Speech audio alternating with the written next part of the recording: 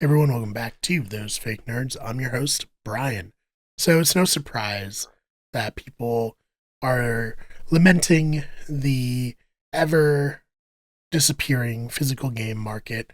People love to have grandiose displays of their games through the eras, but we're moving further and further to a digital only landscape. And even when games release physically, doesn't mean that there's anything on the disc. I remember bringing my younger brother to the midnight release of the Master Chief Collection.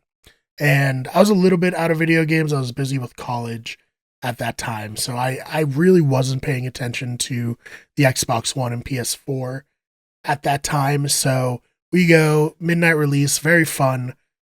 Get the game, come back. It's like 1:30 in the morning. Him and his friend go to play it, and then they're installing it.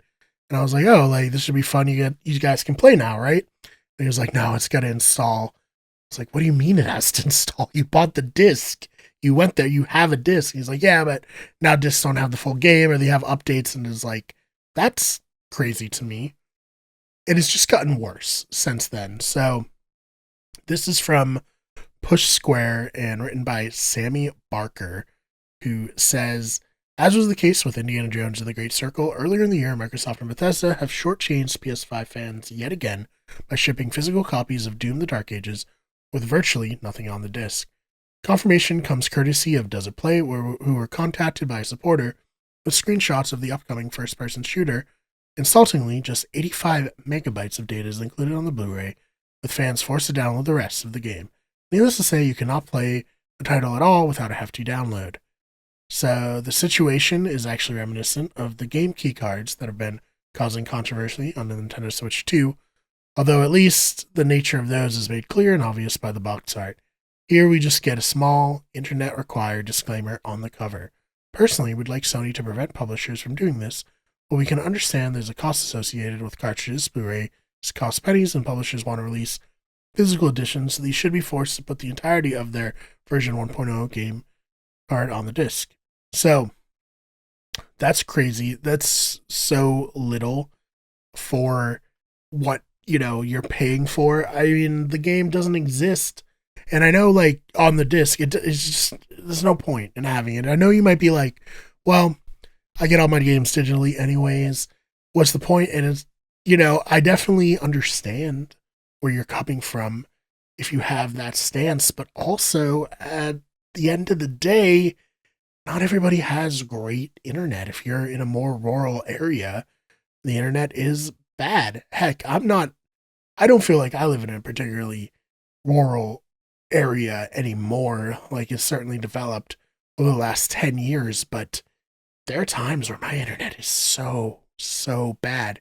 Even wired connected, it's horrible. So it's like, what's the point of even releasing a disc so that, someone can pretty much just use it as a download key? Like, it's no different than having a physical box with a download code within it. So, a very disappointing outcome here for Doom the Dark Ages, but one that I think we will continue to see as more and more games are purchased digitally. I think it's like close to 80% or something of games are purchased digitally now.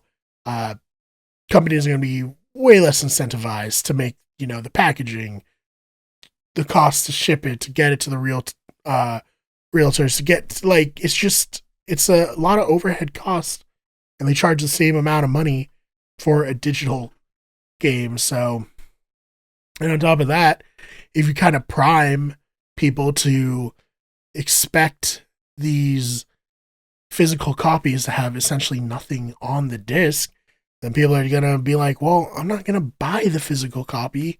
I'll just download it so I don't have to leave my house, or I don't have to wait for Amazon to deliver it, even though they do day and date, which is, quite nice there. But I don't like where this industry is going. I think, oftentimes people who make these decisions are very insulated from the realities of most people, right? I thought, or I think of like Google Stadia, where that was like released in San Francisco, California area.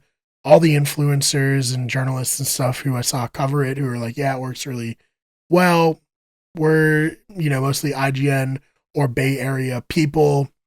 And then it just didn't have a market because like it's not really usable everywhere. And that was like super predictable for someone like me who doesn't live in a place with super high speed internet, because like why would I play that? The PlayStation Portable or Portal, whatever it's called, Portal, right? The PlayStation Portable was the PSP. Same thing. People are like, wow, it's actually like really great. And it's like, I'm sure for you, but I don't trust my internet to necessarily be good enough to make this worth the $200 or $250, whatever it costs. So yeah, I think these decisions are made by people who are a little out of touch with normal people. But what do you think? Do you agree? Do you disagree? Let me know in the comments. Other than that, thank you so much for watching. Check out our main channel where you get everything. Sports channel where you get sports, and our podcasting channel, Better Radio. This is Those Fake Nerds. I'm Brian. I'm a fake nerd, but this has been some real news. We'll see you in the next one.